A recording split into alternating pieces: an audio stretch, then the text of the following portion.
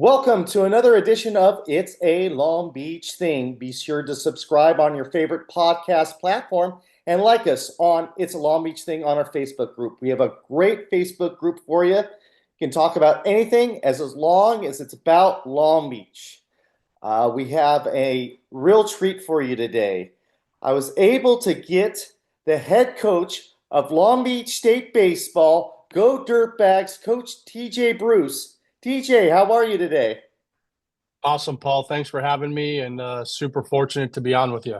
Well, thank you. Thank you very much. Well, let's dive in, shall we? Yes, sir. Yes, sir. I'm ready. All right. What is your first association with this great city of Long Beach? Well, I actually moved to Long Beach when I was 10 years old. So that was really the first time um, I was really entrenched or got entrenched into the Long Beach community. Ended up going through elementary school and middle school, and then obviously high school at St. John Bosco, and then I ended up finishing my career as a player here at Long Beach State in 2004. And then, got into the coaching world and was an assistant coach for Coach Weathers for 5 years. And now 20, I guess not 20 or 15 years later, kind of circled the wagon and came back. Well, let's start with that journey a little bit. Obviously, I read your profile and I knew you a little bit from St. John Bosco. Um, you were a standout athlete, shortstop, St. John Bosco. Talk about that time at St. John Bosco. Man, probably, I mean, I've made a few good decisions, I feel like, in my life, and that was probably one of the best. It was a different transition though, a little difficult at first because you're a public school kid going into a private school. Um, I don't want to say I don't think I was raised per se in a faith-based home. We believed in God and all that and got my sacraments, but it wasn't really till I went to St. John Bosco that it really dove into my faith and my journey and all of that stuff. But I played for a coach by the name of Chris Jondal. And really part of the reason I went there was if the more people know me is if the sky's blue, then I always tell them it's gray. Like I always go against the grain. So all my friends were going to Lakewood High School. I was like, nah, I want to be a little bit different. And then obviously, I just told you I played for Chris Jondal. Well, Chris Jondal coached my cousin in travel ball, right? So I had a little bit of a relationship with Chris, and then that's really how it ended up going that way. And like I said, it was the best decision, one of them that I've ever made. The discipline, the integrity, the faith-based school, um, learning how to work. Chris was a tough coach. So as most kids do need, I do believe that they need hard coaching. They need to be yelled at. They need to be ran when things aren't going good. They need to have something to go through and overcome that, other than just making an error and dealing with it or doing something like that. And Chris really exposed me to all that. And it was incredible. So I ended up having a really good high school career and I had an unbelievable high school experience. So through high school, obviously, you have aspirations to play college. Mhm. And I believe that at first you transferred to Cerritos College, correct? Yeah, so I was what they call a non-qualifier. So they don't have that anymore. Now it's just basically are you NCAA eligible and school eligible or not. So I was a non-qualifier, so it didn't really matter, how many letters you got in the mail or back in those days, right? That's what it was. I would come home and there'd be letters, and I still have the box. There's stacks and stacks and stacks of boxes from whomever, right? And but I was a non-qualifier, so I couldn't go to a four-year school, right? So a non-qualifier basically was the old days was my SAT score wasn't high enough to match my GPA. So that was how the system, the higher the SAT, the lower the higher the GPA, the lower the SAT needed to be. Well, I was in the other boat. I had a really low GPA, and so I needed a really good SAT score, and I never got that. So I had to go to Cerritos College, or I had to go the JC route, and get my AA. Right, that was the only way I'd been able to transfer to a Division I school. So I went to Cerritos for 2 years and got my AA, which was another unbelievable decision. If anybody knows the history of Cerritos College, I mean, the greatest dirtbag of all time, Dave Snow played there, Mike Weathers played there, George Horton played there, Dave Serrano played there. I mean, you're talking about the who's who of college baseball, and really the West Coast swing started at Cerritos College under Wally Kincaid. So I was really fortunate to get a chance to continue my career there. When you went through Cerritos College and getting the reps there, did you have aspirations? I know you probably had aspirations to play D. Of course, you had, yeah, aspirations to play Mhm. D1, but were you thinking, hey, you know what? It's D1, but I think I can go further. Yeah, I think you thought that, but for whatever reason, I didn't let it consume me, to be honest. And I think probably because it wasn't on the forefront. There was no travel ball in high school. I didn't play. I played Connie Mack, right? I mean, that was probably the biggest league. I played Connie Mack here at Blair Field. Um, so I don't. I don't really remember like saying I'm going to work to get to the big leagues. Like I was just I don't know, it was the next thing in front of me, so I just did what I could to be good. But I also played other sports too. So I wasn't really full-time baseball till I was 17 years old.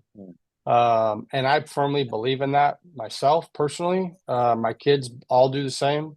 They don't have a choice. So that's I guess at Cerritos, I did. I think the biggest goal for me was to play Division I baseball. And so I ended up having a really good career at junior college. And ironically enough, the local schools recruited me, but not as heavy as the Big 12, really. For whatever reason, the Big 12 was really interested, and it was Oklahoma State, and it was Texas Tech, and it was Oklahoma, and it was all the schools that we see on TV. And so I ended up choosing Texas Tech and went there for the year. That was there again. I don't know if it was a bad opportunity or a good opportunity, but it was an opportunity for me, and I learned and grew from that decision. When you walk in there and there's seven shortstops, and you're like, "Whoa, how am I going to get through this thing?" And you just kind of put your head down and work, and ended up playing shortstop there for the whole year. Um, and then, at the end of the year, just wasn't really a fit for me, to be honest. I actually like Lubbock. Most people don't. I have grandparents that lived there for 30 years. That was partly why I guess I was intrigued by playing there. And then I just decided that at the end of the day, coming from St. John Bosco to Cerritos College where things were done a certain way, um, it wasn't done that way at Tech, and so I needed to go somewhere back where I was familiar that kind of suits me and my game and what I can bring to the table. So I ended up back here at Long Beach State. Full circle, huh? Full circle. Say like it was a senior transfer in 2004. So was Weather still there at that time? Yeah, so I played for Coach Weathers, and really how I got here, because when I left Texas Tech, there was really only a few schools that I wanted to go to. I knew I didn't want to stay that side of the country. It was just a different game for me, and so I wanted to come back. And so when I came back, the first school I talked to was Hawaii, actually. The second school I talked to was Cal State Fullerton. And then the last school I talked to was Long Beach, right? So it was just it was really between those three schools. Fullerton had a shortstop, and so did Long Beach at the time. But Fullerton had two guys. And I remember Coach Weathers, I met with Coach Weathers on the practice field here. They were getting ready for the super regional at Stanford. And he basically told me, like, hey, look, if Tim Hudding signs, who was their second baseman at the time, we need a second baseman. If Tim Hudding doesn't sign, we don't need you, essentially. And I was like, all right. So I just kind of kept everybody else on the hook. And then Tim Hudden ended up getting drafted and signed, and the rest is history. So did you precede Tulowitzki at shortstop at that point then? No, so I played with Tulo. So I came in and we actually played the inner squads opposite of each other the whole time. And there again, I just didn't know any better either. I think I was so ignorant to everything. Like I remember Coach Willers telling me, "Hey, we got a shortstop that was a freshman last year that was really good." Well, I was a senior, and I was like, "Yeah, okay, whatever. I'll be fine. I'll beat him out. How good can he be? He's a freshman." Well, turns out he was a pretty good player, and ended up being one of my best friends. And I ended up playing a lot of second base, and then a lot. I played. I think I started 11 games at third base, so I kind of rotated between second and third. I played 2 innings of shortstop the whole year. I think it was in Santa Barbara, but that was it.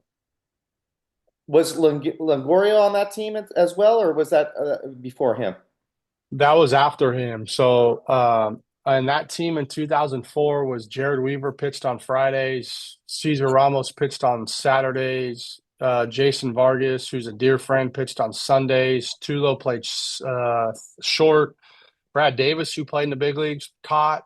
John Bowker, who played in the big leagues, played left. So we were, I mean, we were arguably probably one of the greatest teams in NCAA history not to get to Omaha. Um, that team was loaded and stacked, and just the ball didn't fall right for us that year. So you play your senior year at Long Beach State. What was your thought process after that? Did you still have an inkling to continue your baseball career, or at that point did you think, well, coaching is where it's at? Well, I had it helped because the game checks you right when you need to be checked, and or life does or whatnot. And I had the worst year of my career from a stat standpoint. So that I ended up hitting, I think I hit 187 as a senior in college, right? Coming off an all Big 12 year where I hit 320 and blah, blah, blah. It didn't go so well at Long Beach. So I felt like, I am faith based, and looking back now, like I felt like God was telling me, like, hey, you're going to use this struggle to go through it with maybe a player or something like that. And so at that point, I knew I was done playing. I didn't really have any aspirations after that to hang on and play independent ball and do all that stuff. The game was over for me, and I actually wasn't going to get into coaching. I didn't really want to get into coaching. I didn't know what I was going to do. And it really wasn't until Coach Weathers called me that summer and basically told me that, hey, I got a graduate position open. I'd love for you to come. I think you'd be a really good coach. And I did that. And I turned him down actually multiple times. So I was like, you know what? I'm not going to do it. Um, I'm just gonna get in the real world and do all that stuff. And I ended up taking the job, and here we are. But then you went back to Cerritos then, correct? Yeah, so in '05, sorry, oh yeah, '05, I was a graduate assistant here. So on that team was like Tula was still on that team, Longoria was still on that team, or just came that year. We had some Cesar Ramos was on that team. We had a really good team. Actually, won the Big West that year. And then at the end of the year, Coach Weathers told me, the one thing about Long Beach or and what was right what Dave created was everybody took care of their own. I think Fullerton does a good job of that for the most part, and Long Beach did that too. And so John Strauss was coming back, I believe, if I'm remembering right. John Strauss was coming back, so the next step for me would have been to be the graduate assistant, then be the volunteer. Well, I think John was coming back, and John played here in '94. And so Coach Rullers told me basically, hey, Doc's coming back, and you need to find out if you want to coach. You have to figure out basically what you want to do. So I went to Cerritos College, back to who I played for and coached for the year. And then I think John left after the year to go. I don't know where. I forget where. I want to say San Jose State or something like that. And then Coach brought me back into the fall of '06. So I was there the seasons of '07 through 2010 through his retirement. Now, at this point in time, did you catch the coaching bug at that point?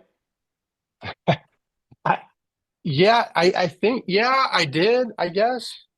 I went through a super difficult time during that time. I was married in the fall of '06. So we had no money. End up living here on the west side of Long Beach. With anybody that's ever been to the west side, it's a tough area. And my wife was my wife, I say at the time, she's still my wife, but my wife was going through her credential program and all of that. So we were going through a tough time, and then we actually separated during that time because I really was super immature and wasn't sure. I thought the coaching life was a lot different than what it actually is, right? Most people do. They think the coaching life is, or at least at that time was cool shoes and a sweet polo, and you got a coffee in your hand, and you're just walking around, and then you're going to Second Street and or something, somewhere else just to hang out with all the coaches, right? And it's so different from that. Um, and so that was an interesting transition for me.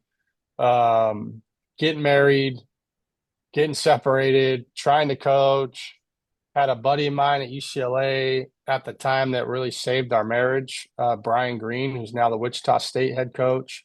Um, and then fast forward, my daughter was born in 2009, which I say Brian Green because he helped, but obviously God saved our marriage by my daughter being born in 2009. And we've been married 18 years now, and that's the story a little bit. So in 2009, when your daughter was born, was there a thought process? You know what? I have to step up, and I need to be a dad. I need to be the leader of this family. Sure. I mean, that's the thing, right? I mean, I go through. I think life challenges shape you, right? I think you find out who you are in the middle of a storm for sure. I think you find out the character of people and what they're about. And I got challenged at that point in time, and I knew I didn't want, my dad, before my dad passed, my dad was married 5 times, Mhm. so the narrative that I was just going to be just like him, I had to change that narrative. I had to that just because he's that way doesn't mean I'm that way. And so I changed the narrative. My in-laws have been married for 40, I don't even know, 45 or almost 50 years. Right. So, yeah, I mean, that was the time I was just like, hey, look, we're going to do this thing, and I'm going to step up, and I gotta be a man, basically. Right. And we hear that expression, but you don't really know it until you get struck with something like that. I didn't want my daughter growing up in a broken home. Didn't want any of my kids growing up in a broken home. But I think, as we all know, right, from being married, you learn to have a partner in life. It's not one or the other. It's not keeping score. It's none of that. It's going through life together. And I didn't do that because I wasn't really raised that way. Mhm. It was when things get hard, you just put your head down and you'll figure it out yourself. And I'm super thankful how I was raised, but I also there's some things I had to fix within myself too.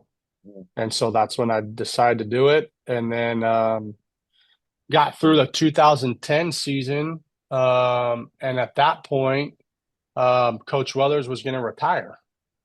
Right. So Coach Weathers was going to retire in 2010. He sat me down. He's like, hey, I'm going to retire. Troy Buckley's going to take over, right? Who we worked together for a little bit. Then I actually played for him. He was a pitching coach here. We worked together. He left to the Pirates. He came back. We worked together for the year. And then at that point, I wasn't sure what the heck I was going to do. I knew Buck had an opportunity to bring in his own staff, and he did. He brought in his own staff, and he did not retain me. So there again, at that point, you're left again fighting for what you want. What do you want to do? And so it was really probably at that point, it was like, I'm going to do this. I'm going to go all in on it. I'm going to be who I want to be. And I hate to say it tainted me or it hardened me, but it probably did because I was going to do whatever I could not to let that happen again. And so I went to the summer that summer in Alaska for 3 months away from my newborn daughter and my wife, who were just reconciling everything, right? So I'm like, hey, I'm out of here. I'm going to Alaska for 3 months to coach summer baseball. So I went to Alaska, and that was basically what I told my wife, that was going to be the last stitch effort. Hey, if nothing happens, then I'm out.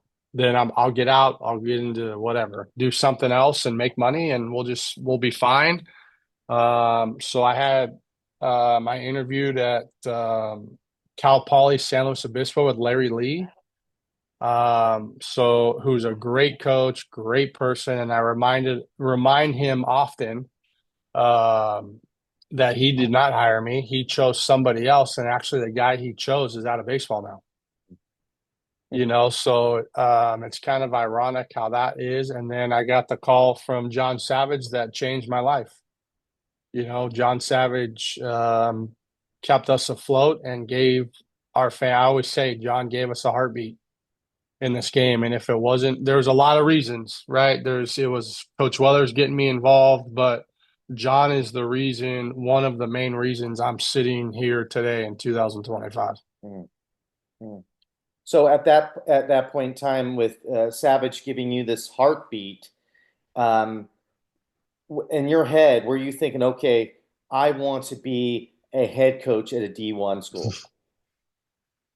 No, I didn't want to be a head coach, actually. I knew the minute John hired me, I was going to do everything in my power not to let him down.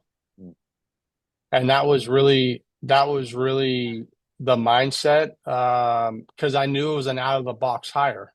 They just lost the national title game to South Carolina. So John has this big pond to fish out of for an assistant coach, and he chose this. So for people who don't know, what university are you talking about? So John's at UCLA. Okay. So John has this. He can go get anybody in college baseball essentially, and he ended up choosing me, and so that was really the thought. I just was going to do everything in my power not to make him look stupid like he messed up, and I was just going to put my head down and work and work and work, and that's all I did. And I remember the first meeting we had, he picked me up it was my first, I guess, introduction into what the coaching life truly was. A little bit is at this time he lived in Seal Beach and I lived in Lakewood, and he goes, "Hey, I'll pick you up tomorrow, first day. We'll ride together, but after that, I don't do that, right? I do things by myself essentially." And he goes, "I'll pick you up at 5:15." And I'm like, 5:15 in the morning? He goes, "Yep. I get in the office before 6 every day." And I'm like, whoa. And so that was really ever since then. So for 5 straight years, I don't think I was in the office after 6 a.m. just because John was that way. And, but I was raised right where you basically, you try to show up to the office before your head coach and you don't leave until your head coach leaves. Right. That's kind of the deal. But I think I'm one of the last younger, I'm still younger. I'm 43, but I don't think that's happening much anymore. Yeah, I don't think that's happening in any industry a whole lot anymore. But that's what happened with me and with John. And as a result of this work ethic that he instilled in you, Mm-hmm. catapulted you, because I believe then didn't you get the head coaching position at the University of Nevada, Reno? Yeah, so we were at I was at UCLA for 5 years. Super fortunate we won the Pac-12 or 10. We won the Pac-10 and 11. We won the Pac-10 and 12, and then we won the Pac-12 the Pac-12 and 15. And then in 2000, 11, 12, 15. And then in 2000, I went to Omaha twice with them, 2012 and 13, and won a national championship in 2013. So I don't know, the ripe old age of 30, I guess, I reached what every man is dreaming of accomplishing. I went to Omaha. I won a national title, and then you're just kind of looking around, and that was another slap, not a slap in the face. That was another punch in the face. It was like, okay, you win this national title, and most people think that's going to carry you forever and ever. Well, then you wake up the next morning, and it's like, all right, now we got to do it again, right? And that's just kind of life, right? That's what it is. So that was another learning experience for me, because I was a recruiting coordinator in 2014. We did not even make a regional in 2014. So that was a whole nother thing. Like, hey, all right, this thing can't carry you forever. And then in 2015, we're the number one overall seed in the country, which was pretty cool. That was a pretty cool feat. Um, Unfortunately, that we didn't get to Omaha. But then, yeah, in 15, I was in Fort Myers, Florida, and John called and says, "Hey, do you have interest in the Nevada Reno job?" And I said, "I don't know anything about it, and I don't know. I was going to work for John for the rest of my life. I didn't know anything about it, anything. I'm going to work at UCLA for the next 30 years. I'm going to work for Coach, and that was it." And I said, I will only have interest if you think I should have interest. And he goes, I think it's a great job. I think it's a great first time head coach job. Because at that point, I turned down assistant jobs from a lot of places, whatever it was, Nebraska, USC,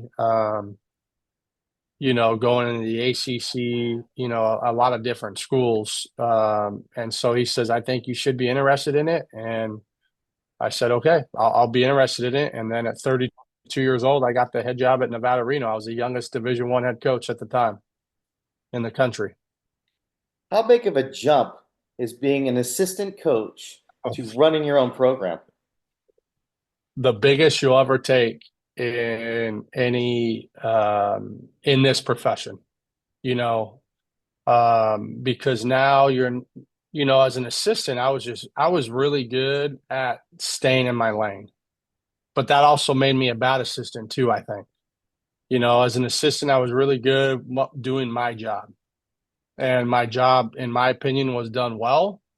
But when somebody asked my opinion of something, it was like, that's not my job, which isn't right. I don't think any boss wants that.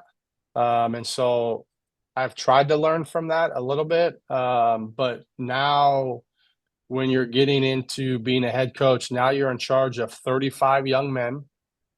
Now you're in charge of coaches. So everything now is a direct reflection of you, except, to where you're an assistant, your area is just a reflection of you. That's it.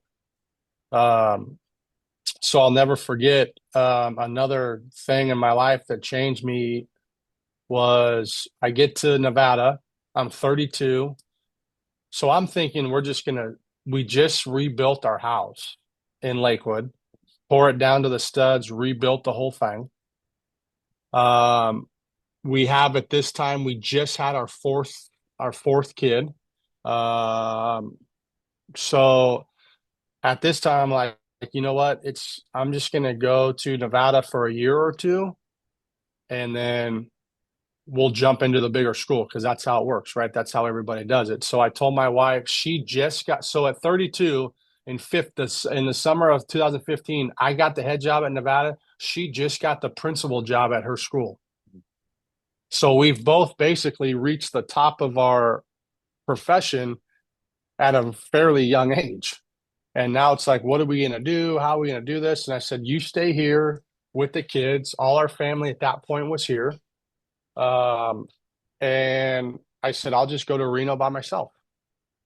And so I went to Reno by myself. I was sleeping in the office, in the clubhouse area, right? That was my bed. I didn't, we have a mortgage, so I'm not going to go pay rent or do anything else. So I was sleeping there. I was sleeping at somebody else's house if I wanted a bed because I didn't have a bed at the office. I just had a couch. Um, and then certain places I would spend the night here and there if I really was like, man, it would be nice to get into a bed. And so I did that for a few, I don't know, probably 4 months, right? Because I guess I got the job in July 1, call it. So July, August, September. Um, and then in September, we had a huge tragedy. I had a player on our team pass away. So you want to talk about being a head coach and there's no manual for it? Try having that happen. And I don't wish that upon anybody. But try having that happen, and all of a sudden you have the whole program, the community, the administration, everybody's looking at you and wondering, okay, how's this guy going to respond? Um, and so Austin passed away in September, and then 6 weeks later, my dad died unexpectedly. So in a matter of 6 weeks in Reno, my dad died October 27th. So whatever 6 weeks prior to that was, so I was by myself. I was just there in Reno in a coach's office by myself. I have enough clothes to do whatever. And at that time, I told my wife I needed my family with me. I couldn't do this by myself. I wasn't going to make it if I was going to do this by myself. And so we talked, and then she got through it. She got through her semester as being the principal. And so she went into to the authorities, and she resigned as the principal. And then my family, we ended up buying a house in Reno in December, I think. So I got to live in a house, I guess January, because I was home. I came back to Southern Cal for from Thanksgiving to January. And then we all drove up in January to Reno. And that's really, I don't know if it's home, but it's my kids' home. That's where my kids were raised most of their life, was in Reno. Talk about that sacrifice that your wife did for you. She's a principal, and doing her having her own dreams and putting that aside Mhm. for you for your dream. It's amazing, and I think there again, I mean, my history with my wife goes really deep. Probably a whole nother podcast. So I met my wife in the sixth grade, right? So it's not that, this was just a high school fling. It's not that it was a junior college fling, and that wasn't a college fling. And then all of a sudden she gets pregnant, then you end up marrying her. I mean, I've known my wife since we were 11 years old, right? So we've really been through a lot. We were dating, we were not, we were best friends. She had a serious boyfriend in high school, in the early stages of high school, for 2 years. So I was just the best friend. And then we ended up dating pretty serious my end of my junior year, or our junior year. And then the college thing hit, and then I was doing my thing, she was doing her thing, this and that. But it's funny because I actually knew when I was ready to get married, like I wanted to marry my wife. Like I knew that's who I wanted to be with. But man, she's a rock star. I always say I think she's a rock star. I think she's a saint. I think she's all the above. I mean, the fact that she was willing to, her mom was a teacher, her sister was a teacher, and she actually, I hate to say outranked them, but got to the top of her profession quicker than them.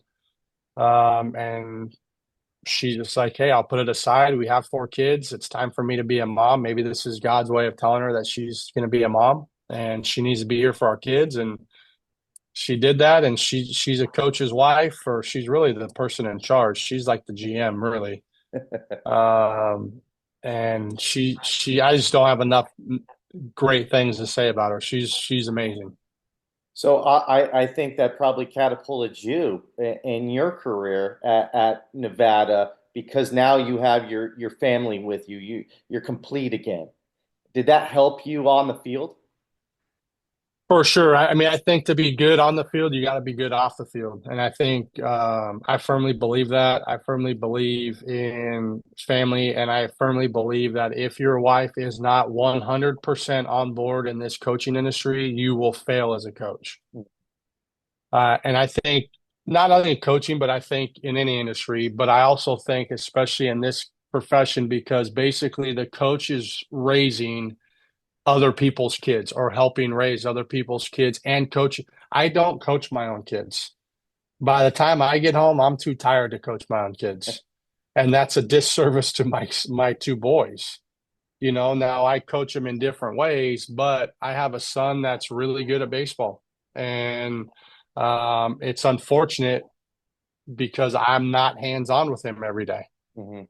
Now he sees a lot, so he retains a lot, and he sometimes knows the game way more than And the you give him people credit he's for? being coached by at well, the people he's getting coached by sometimes, Mm.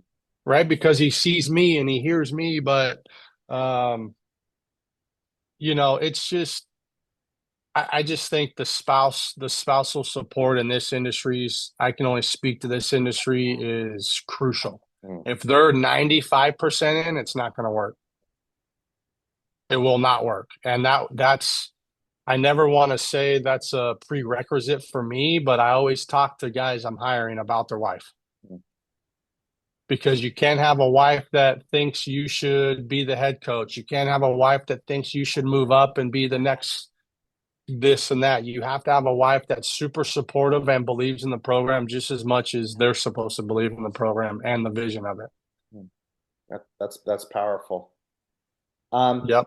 and and then you're in the situation. I really don't think you're going to go back to Long Beach State. Coach Valenzuela was there, just a brief time, and all of a sudden he leaves to go back to San Diego, and all of a sudden that position is open. Was that something that perked your ears, going, you know what, this is something I want to take my kids back to where I grew up in Southern California in Long Beach, Lakewood area? Well, so I'll kind of back up on that one. So when they let Buck go in 2019, we kept our house in Southern Cal the whole time because the tradition here, it's been passed down. It was Coach Snow to Coach Weathers to Coach Buckley, and there's really only two of us that are former Dirtbags that are in the college game, and it's myself and John Strauss, Mhm. right? So it's going to go, in my opinion, to somebody that's how it should have been. Well, what happened was Buck got let go. The AD at the time basically went a completely different direction and went outside the Dirtbag family, which and I think Eric's a great coach. I've actually known Eric, so going back, right, the same team that my high school coach coached my cousin on, Eric was on that team. So I was the bat boy running around, being a little kid. And so with that being said, in 2019 when Buck got fired, I thought for sure I was going to be the next head coach here.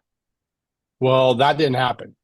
And so at that point, we saw I was like, okay, this dream, the pipe dream of us being back at Long Beach will never happen. So we actually sold our house in the fall of 2000. That happened in the summer. We sold our house in December of 2019, which I look back now, probably shouldn't have, but I was like, hey, we're in Reno.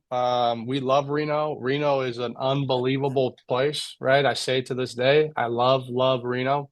Um, but we're going to focus all our efforts on there, and then we got to get Reno. And at that point in 19, we won our league. We won the most games in our league, and okay, I'm going to get another job somewhere, but I want to get Nevada into a regional. And they haven't been to a regional in 22 years. And so it was like, hey, we're going to do this thing. So I didn't get hired in 19. Eric was here for 4 years. We got Nevada to the regional, and I shouldn't say the players got us there.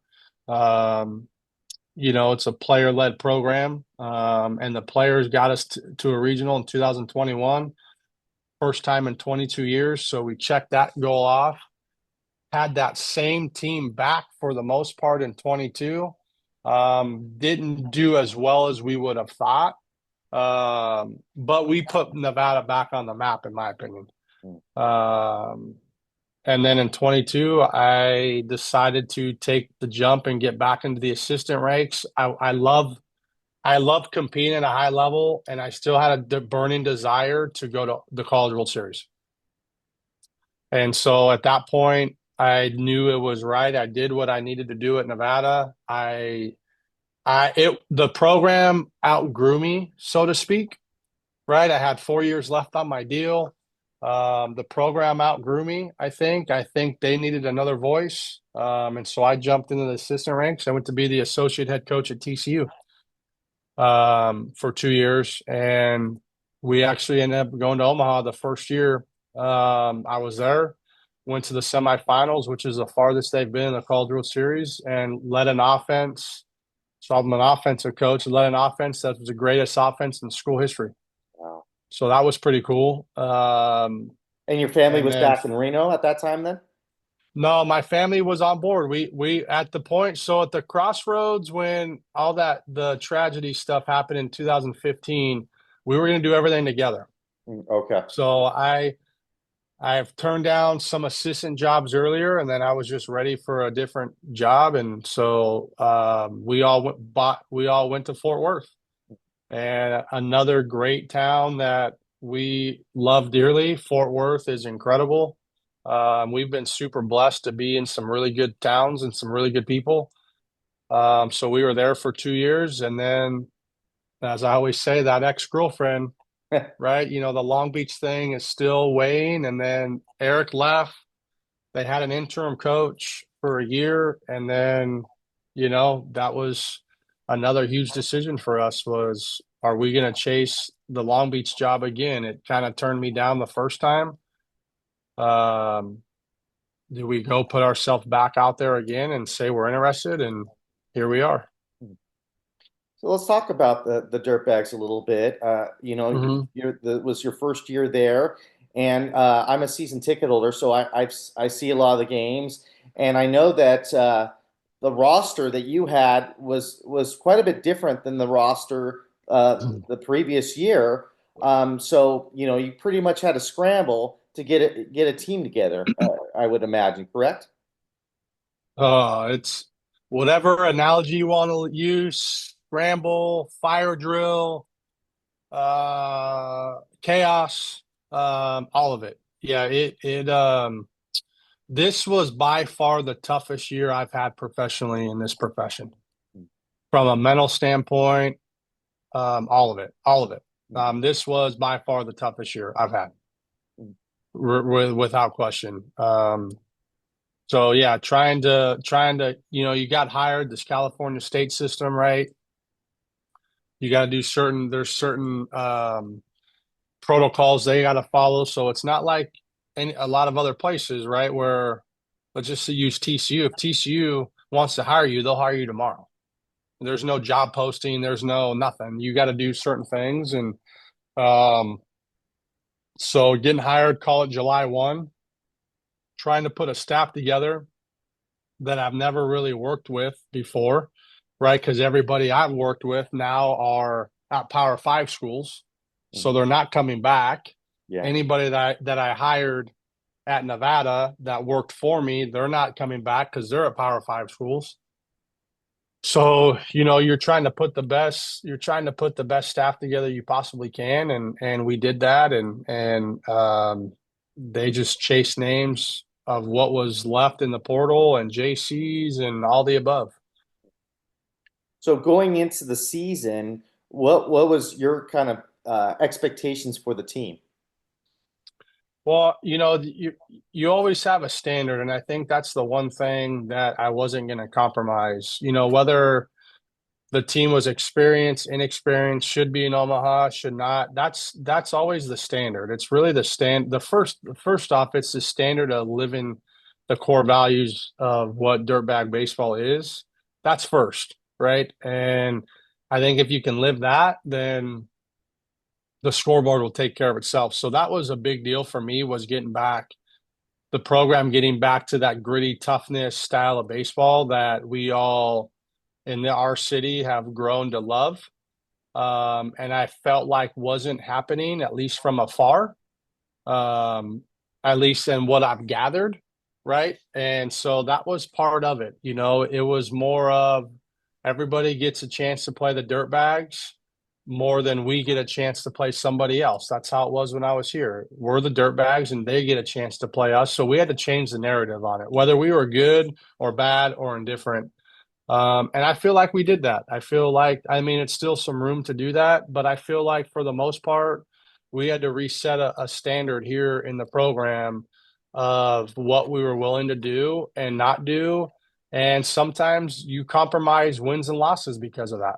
And that's okay, right? That's something that the common fan doesn't understand, right? Trust me, I see Twitter and I hear things and I'm well connected in the community. And there's a lot of fans that probably want me out of here because whatever. There's a lot of fans that don't agree with this. Well, they don't really walk in my shoes and they don't know what this staff had to go through and these players, right? Some of these players, I was their fourth head coach in 4 years. Most people can't handle changing jobs after 20 and they're 40 years old.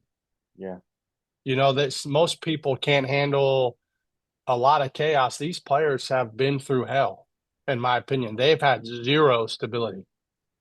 They've had zero dirtbag culture. They have never been held to the standard of what we were going to do. And that's, hey, man, that's really hard on kids. That's, you want to talk about mental health is a buzzword, you know, whether you people believe in it or not, that's a lot. Change is hard and it's hard for 18 to 22-year-olds. Mm. So, to all the people out there, all the haters, I guess, I always tell them, man, come walk. You have my door's open and come walk a week in my shoes here and see what it's really about. See what this portal's doing. See that there's 2,500 kids already in the portal today, and the portal doesn't even open till the June 2nd. See how these kids are affected by change. Now you're talking about a whole other thing of you're a state school, you got first generation kids going to get their degree here. This isn't a UCLA. This isn't a TCU. This isn't a Virginia. This isn't where, you know, parents went there. There's no legacy a whole lot here. You're trying to make them understand that getting that piece of paper may be the greatest thing they ever accomplished because they saw something through for the first time in their life, minus winning and losing games. You know, so there's a lot, man. There's a lot to unpack here. But getting back to the baseball part, that's kind of part of the story of who we are. So now that you have a year under your belt as the head coach of Dirtbags, where do you see the vision of your squad going forward? Now that you have now put your footprint on the Dirtbags as the head coach.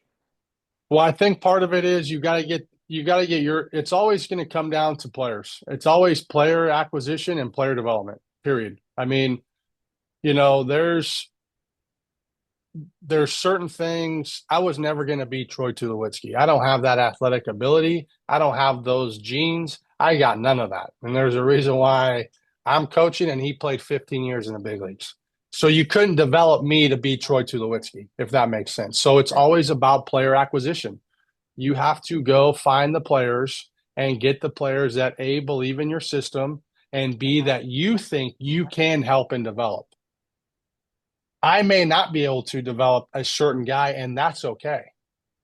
Maybe he is better off going somewhere else, and that's okay too. So I think that's the first and foremost what we're trying to do this summer is we're trying to go out and get the guys that we know that believe in the standard of the program. Now that we have a little bit of time, not a lot of time, just we got a little bit more than we did last summer, but you're trying to find, and that's the first thing that we're going to do. It's never the best players that created dirtbag baseball. It was always the right players. And that's what it is. You know, at TCU, you're chasing the best players, period. You're chasing everybody that's 95 and above.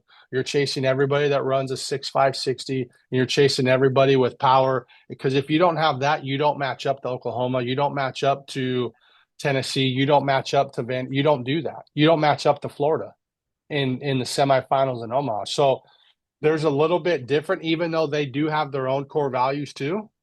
But still, there's a little bit different style there too. You know, the average fastball in the Big West is 88 to 89, period. That's the average fastball in the Big West. The average fastball in the Big 12 is 94. Jeez. Well, So that changes recruiting a little bit, Mhm. right? So I think how we do that this summer is going to be crucial for us moving forward in the tenure that this staff is together here, in my opinion. Mhm. And these freshmen that we had play a lot, right? They're again the naysayers in the stands that are just the fans, and I love them and I appreciate them, and they're super passionate about Long Beach and the city, and I love that. But it's okay that Trotter Enright hit 245. He's a freshman. He's 18 years old. He's just trying to figure out how to go to school and play baseball. So let him hit 285 because he's going to springboard us into the next wave of dirtbag baseball. Luke Taylor hit 200. So who cares? Because not everybody that's at their job now was good at it when they first started either. And I know that for a fact, right? So we played a lot of freshmen. We played four in particular. I mean, more than that, I guess. But Matt Toomey is going to be a staple here. Luke Taylor, Trotter Enright, Jake Evans. We played Efren Ortega. We caught him as a. I mean, we have to do that. This was the year to have those growing pains. So. So following, and I appreciate your honesty there, and following your Instagram, and you alluded to it. You are young. Like you said, you are young. You are young to be a head Mhm. coach, but you have that old school mentality where you give them the tough love. I'm sure you love your players, but you're like you Sure. said, you're not afraid to yell at them when they're not doing what they're supposed to be doing. Talk about that. And you also talked about you feeling that um, like the culture's changing, and so do you have to adapt because of that as well? Well, there's two parts of that. The first one, you're 100% right. I believe in tough love. I believe in toughness. Secondly, I have to do a better job adapting, right? That's always part of this end of the season thing is I have to do a better job adapting to what's happening without compromising who I am. So I think what happens is where people get lost is they start compromising who they are and their core values, and that's what happens. Because then if I'm unsure, the staff's going to be unsure. If the staff's unsure, the players will be unsure. Um, so with that being said, I believe 1,000% in tough coaching. I do. I think it's great. I don't say anything to our players and or I don't coach our players no different than when Jackson is out here coaching or not coaching, practicing with us. He dropped the pop up during pop up communication one day at the campus field, and I got him. And because he didn't do it right. And so I think that helps breed culture a little bit because the players see that an 11-year-old's not off limits. Oh, geez, I'm 18, 19, I'm not off limits. Right. So, but really, all it comes down to be honest, and people say tough, all it comes down to is you're just holding people accountable to a standard. And people can't handle that standard right now because everybody has a voice. I don't believe in equity. I believe in fairness. Not everything's equal. It doesn't happen, right? But everybody deserves to be treated fairly.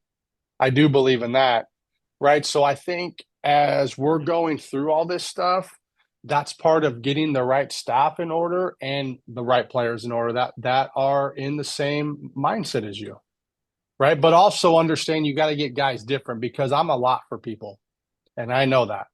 I think the fall TJ is a lot different than the spring TJ sometimes. I wouldn't say sometimes. I'd say most of the time, probably. If you were to ask my staff, it's like all of a sudden, my game switch flips on too, right? And it's go go go, and it's about getting to Omaha, and it's about the standard, and then the summer, is a little bit different because of this and that, and so there's a lot of areas at 43 I have to grow in too. And so I need people around me that will push me to do that aren't afraid of my honesty either. Mhm. But that's who I was coached and raised by in this game.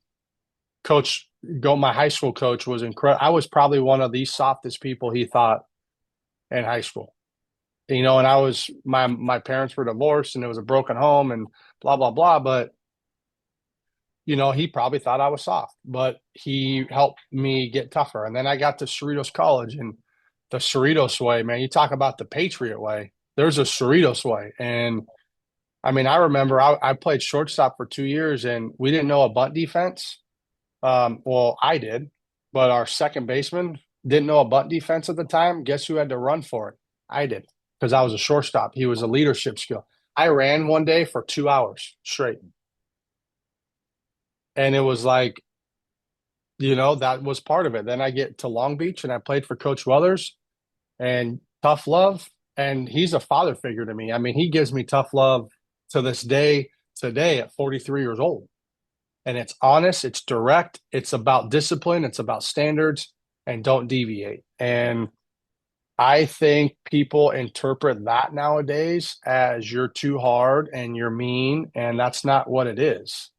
They have to change their narrative, because guess what? Somebody in life is going to hire you and they don't want this player or person that's not able to take criticism, because that's the only way you're going to grow. Right? I have two daughters and I love my girls, but I'm hard on them, because guess what? I don't want some boy or man overtaking them at some point. They have to know what's happening. They have to know what's expected of a man. As my daughters are getting into this boy crazy time, this high school time, talk about being a man, they have to know what's expected from a man to a woman. And it's tough love on them too. Don't accept that. My daughters are into dance. I got a daughter that's really good in dance. And she has a chance, probably just from an athletic ability, to go on and dance. And she cried the other day because we had a coming to Jesus talk. I challenged her to be better, and I challenged her to be different than her peers. That's hard at a 15-year-old girl. Well, I'm sorry. And I hugged her and I said, I'm sorry, but it's the way it is. So it's no different than how I talk to these guys. No different. And obviously, one of the biggest things that you have to do is be able to read your players. So I'm assuming, like you talked about fairness, but you treat people in different ways. And I'm assuming, though, with that being said, that there's times where you have to basically step on their throats, and sometimes you need to give them a hug, and finding when you need to do those things. Would you agree with that, or? Yeah, I do. And what I got to do a better job of, I got to do a better job of the hugging part. And that's full transparency on that. There's some times that I give the tough love and then I circle back with maybe a few days later when it could be a day shorter. Does that make sense? So Yeah. they're not sitting in that for a day and or two. And that's something that I got to get better at. And that's probably the adjustment that needs to be made. And that's just really comes down to communication, right? That just comes down to communication and explaining the why and taking the time, right? Time's the most important thing you can give somebody, and being available for them mentally and or physically. And that's something that there's some things that I got to do better too. I mean, that's just a part of it. That's a part of growing. All right. And the minute one of my biggest fears is when I stop feeling that way. When I stop trying to grow and get better, then I'm super fearful of that. Yeah, Because that means I'm done. absolutely. I know As you. my kids say, that means I'm cooked. I know you got to get going soon, but I really want to get this question in before you go. I work with a lot of high school athletes on the mind, not on the sport, and a Mhm. lot of them want to play college ball, and obviously the percentages to play college ball are low.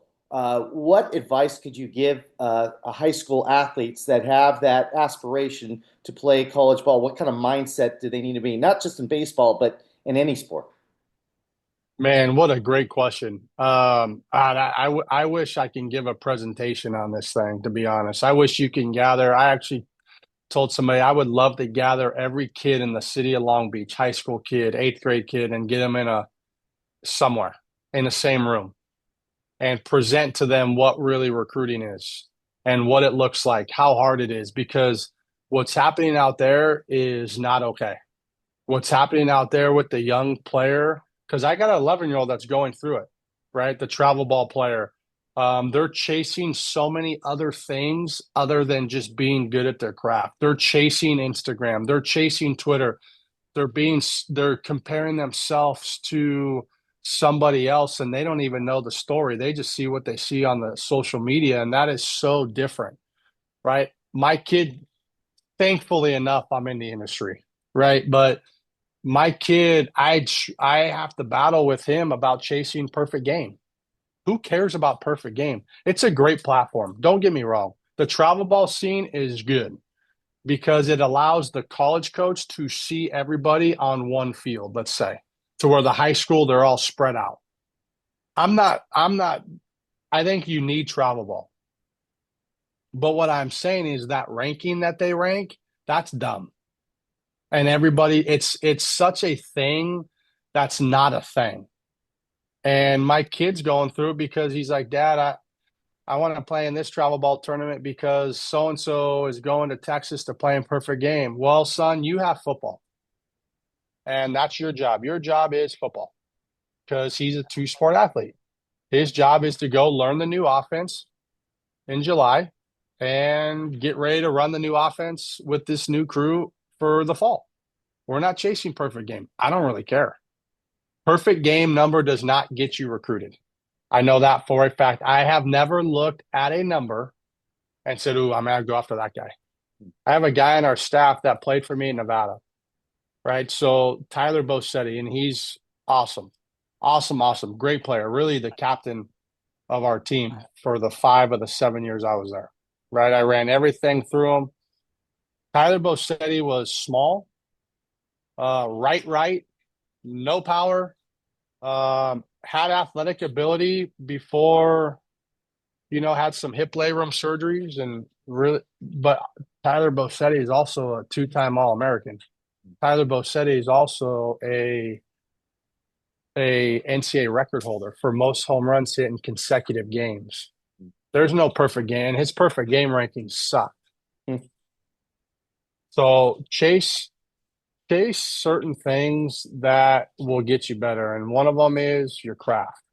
Be the best person you can at your craft. And Dave Snow said it best, and I'll kind of say this last thing is be where you need to be when you need to be there. So what's that mean, right? That means when I'm tying my shoes, tie your shoes. Right now, my kids do it, right? They have the baseball game on TV and they're on their iPad. They just need the back. They're not where they need to be, wherever that's at, right? So I think we spend too much time as society. I think parents are to blame, myself, not even the kid. That's the parents because they're chasing the perfect game ranking more than the kids sometimes because they are trying to fulfill something in their life that they couldn't fulfill themselves. So they're going to fulfill it through their kid. That ain't that, and that's not good. What I'm hearing Sorry, you that's a whole nother tangent. what I'm hearing you say though is being present. So if you're Yep. having a conversation with me, we're present together. When you're on the baseball field, you're present there. Be present in what you're doing. That's what I'm hearing you say. I don't know if I'm taking words out of your mouth, but Biggest thing you can do is be present where you're at. right on. And the rest will take care of itself. And some people develop sooner, some people develop later. Right? I always tell my kid's kind of small, and I always tell him, I mean, on my 12-year-old all-star team, I didn't play all-stars. I was the kid that sat the bench. Right? My best friend at the time, or still my best friend, we played high school, we played all the way to high school, and we ended up playing at Long Beach together. Mike Hofius, um, him and I didn't. We sat the bench at 12 years old. We got the minimum 2 innings playing time in All Stars. We're the only two off that team to play Division One baseball. So the development takes place different stages and different times, and you can't worry about what somebody else is doing. Just worry about what you can control, and that's getting better right now today. And I do it with my kids all the time. I come home every day. What'd you do today to get better? Sometimes it's nothing, and sometimes it's something. But I love that. Not competing against yourself. You don't know what the other person's starting line is, and you don't know what their finishing line is. All you can control is who you are and what you can do with with the situations that you're given. Correct? Yeah, it's basically intrinsic motivation, right? You got to be intrinsically motivated. Mm. The other stuff's a sugar high. The other stuff, the external motivation is a roller coaster. Because one, it's like the song, right? This I need a walk-up song to hit. No, you don't. Mm. That means you're not self-motivated. Yeah. I need a walk-up song to work out, or I need a song to work out. No, you don't. That's not being the best version of yourself. Pete Carroll used to talk about all the time with his time at USC, right? Be the best version of yourself. You're competing against yourself every single day. Mm. Yeah, that's powerful. That's powerful. One last fun question I want to end with is, where do you like to eat in Long Beach? Mm, probably the most place I eat and I love. I'm a big Riley's person. I do. I mean, I love local places, but I'm a big Riley's person. What Mike and Mike Ellis and John Mallinger do over at Riley's is second to none. The atmosphere, it's family style. My kids can go in there. My kids love Riley's. Um, yeah, I mean, when in doubt, I'm probably somebody can find me somewhere at Riley's. Like I said, it's just family atmosphere for us, and obviously having those two guys run the joint is a big deal. I'm at Kennedy's every once in a while, right, because of Ian. So I know that whole scene is the same type of deal. I just love those family style places that I can be myself and my kids can run around and all of that stuff. Mm.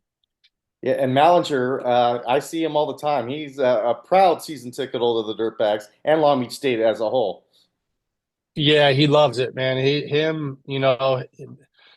John and Jeff Tagliaferri are we call them our GMs. So they're here every day.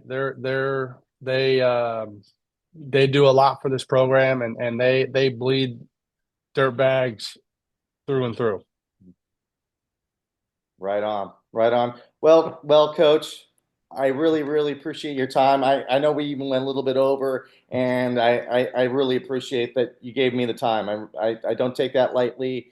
And the one thing I want to say is, yeah, you know what? There is some fans that are chirping, but you know what? Overall, I don't feel that way. You talk to the left field loonies all the time, and you give them the Hmm. time of day. A lot of other coaches at the Dirtbag Baseball would never give them the time of day. And they talk about you walking out there and having conversations with them and making Hmm. them feel special, making them feel like part of the family. And I really appreciate that. And I know they really appreciate that because that's what they want. That you're with them. You're not above them, you're with them. And I really appreciate that about your personality.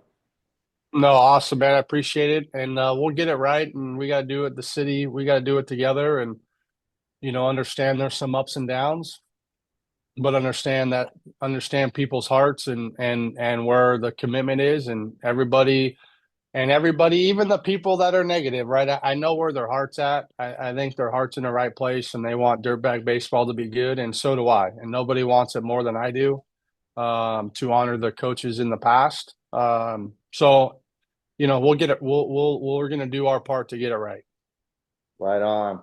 Well, it's been a Long Beach thing.